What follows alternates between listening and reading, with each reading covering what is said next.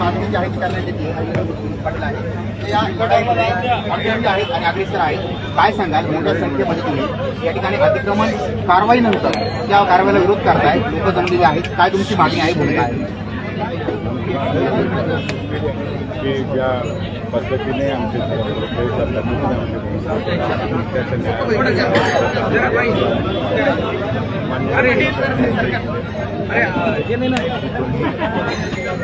प्रक्रिया सुरू करा.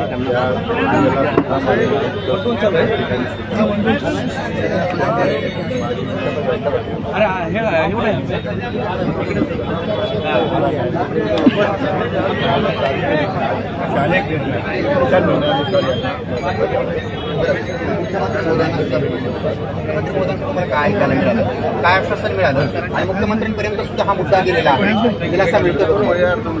माननीय मुख्यमंत्री महोदयांनी ऐकलं आणि त्यांनी त्या ठिकाणी लेखी स्वरूपात आदेश दिले की कायदेशीर प्रक्रिया करा, तपासून करा आणि लोकांना मान्य मुख्यमंत्री संभाजीनगरला आले, सगळ्यांच्या साक्षीने सांगितलं की विकास झाला पाहिजे, विकास आम्ही देखील आहोत.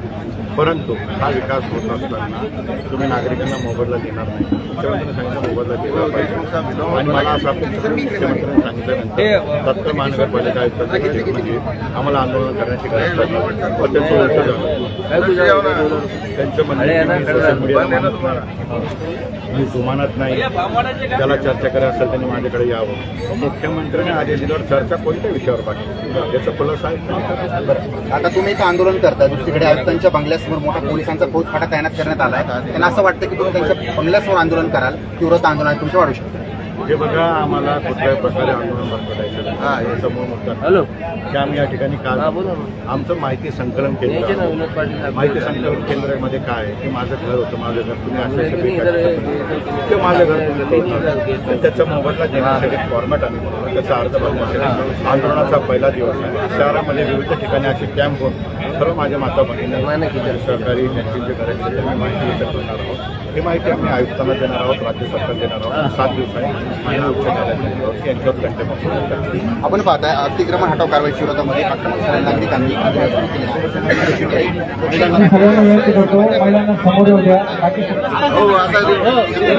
पुरुषांना विनंती वाजवा सांगा, महिला भगिनींना सोडूया.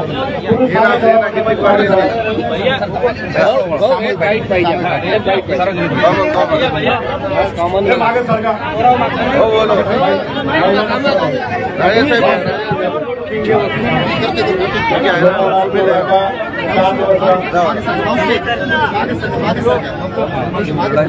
मामा थोड़ा पीछे. हाँ बोलो, तुम हो रहे हैं?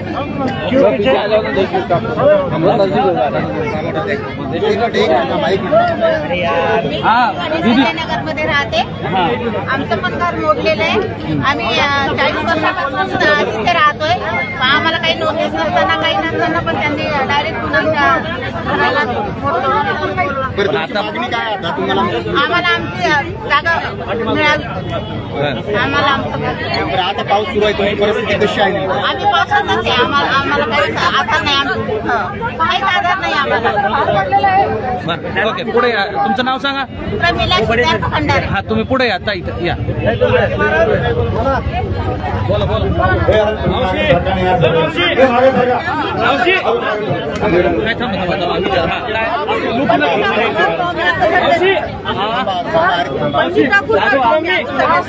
एक जण बोलत आहे. हा, आमची परिस्थिती बिकट नाही.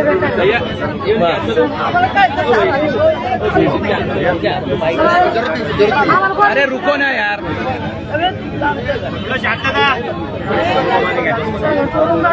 किती दिवस पासून हे 2 महिने झाला, तिसरा महिना लागला.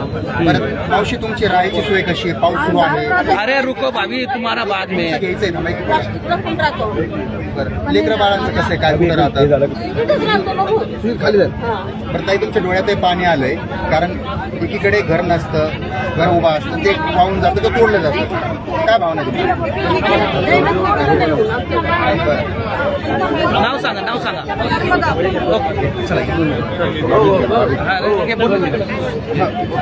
अरे यार, तू माग माझे घर कुठं मागे सर का? कुठं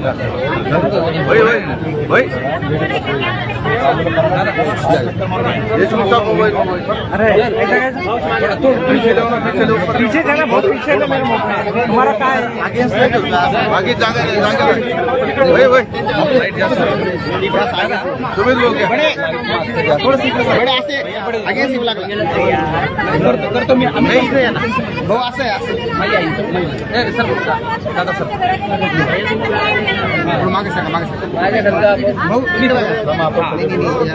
बडे तू असं आहे अलीकडे बड़े जी इधर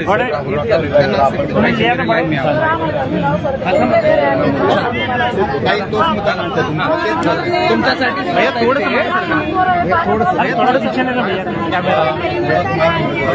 भैया तुम्ही आज आंदोलन सुरू केलंय कशासाठी आंदोलन सुरू केलंय आणि मोठी संख्या जी आहे त्या अतिक्रमण धारकांची तर त्यांची घरं पाडली ते लोक जमा झाले आंदोलन करण्याची गरज आम्हाला पडली का पडली ज्यावेळेस कुठल्याही नोटीस न देता प्रक्रिया पार न पडता तुम्ही आमचे घरं पाडले कुठलीही प्रक्रिया न पार पाडता तुम्ही आमच्या घरावर मार्किंग केली तर आमच्या समोर हा प्रश्न आंदोलनाशिवाय राहिलेला नाही सुप्रीम कोर्टाचे अनेक निर्णय आहे माननीय महानगरपालिकेने उच्च न्यायालयामध्ये सांगितलं की आम्ही सुप्रीम कोर्टाचे निर्णय पाळू परंतु अद्याप जे काही निर्णय न पाळता तुम्ही कुठलाही पंचनामा न करता न आमचे घर आता माझ्या बाजूला माझ्या माता भगिनी उभ्या यांना घर नाही ऐन पावसाळ्यामध्ये तुम्ही आम्हाला ऐन पावसाळ्यामध्ये तुम्ही आमचे घरं पाडले तर मी महानगरपालिका आयुक्ताला एक प्रश्न विचारतो असा कोणता कायदा आहे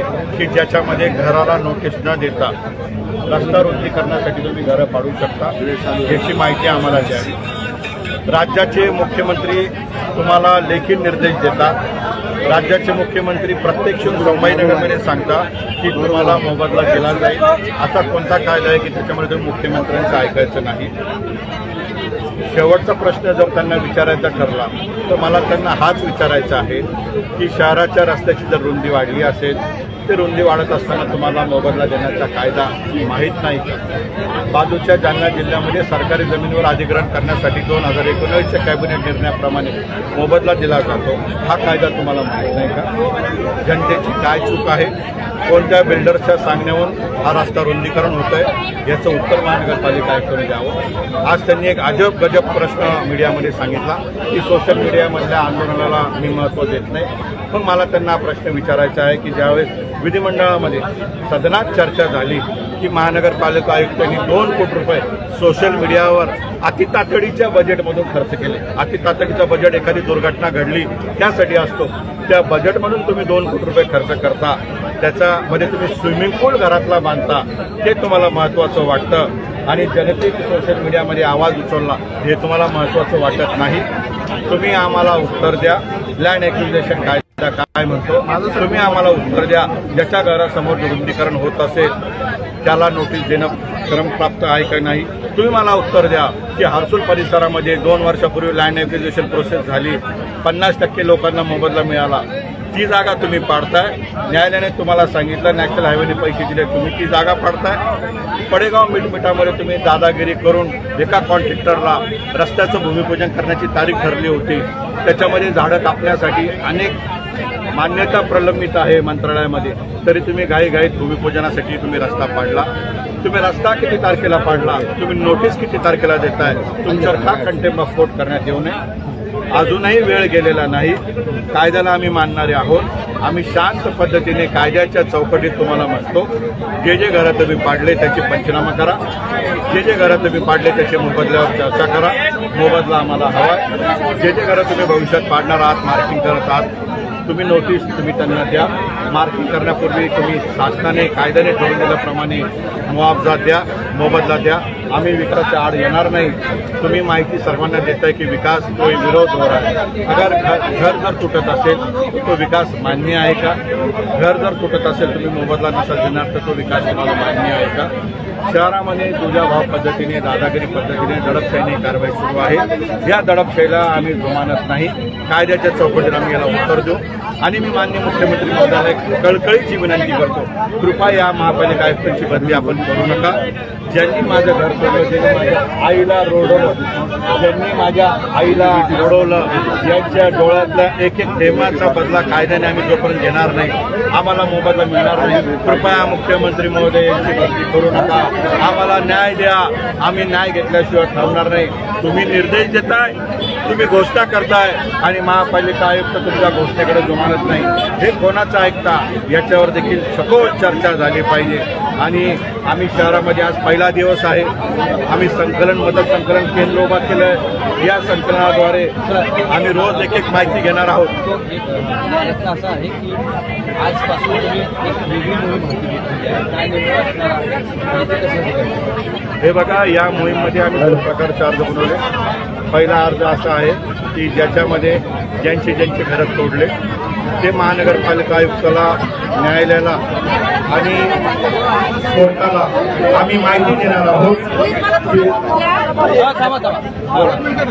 आपण कोर्टाला अशी माहिती देणार आहोत की तुम्ही आमचे घरं तोडले, तुम्ही पंचनामा केला नाही, तुम्ही पंचनामा केला नाही, तुम्ही पंचनामा न करता आमची घरं कशी पाडले, तुम्ही घरं पाडत असताना आम्हाला नोटीस का दिली नाही, तुम्ही ज्या ठिकाणी आवश्यक रुंदी असेल 30 मीटर असेल, 40 मीटर असेल, आमची भगिनी म्हणते 75 फूट असेल, तर या रुंदी तुम्ही कोणत्या आधारे घेतल्या याचा तुम्ही खुलासा करा।